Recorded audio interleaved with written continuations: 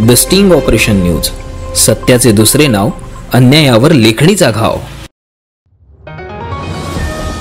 गणेशजींच्या आगमनाची तयारी जोरात सुरू आहे। ग्रामीण भागातील कुंभार समुदाय अजूनही त्यांच्या कलाकृती जतन करत आहेत, त्यामुळे फॅन्सी गणेश मूर्तीचा ट्रेंड वाढला आहे। आज मातीच्या मूर्तींची मागणी कमी झाली आहे।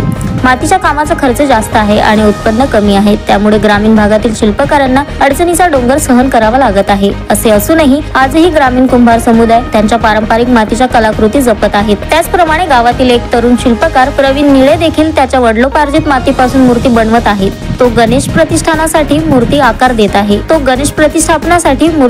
देत आहे।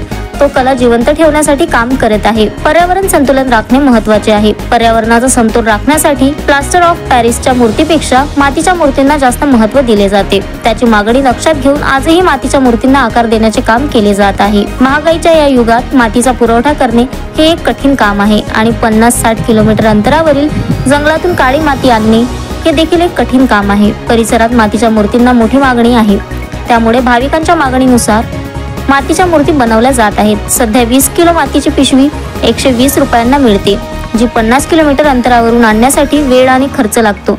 तरीही ते व्यवसाय करीत आहेत। Suyog Thackeray, the sting operation news, Dhamangaon railway.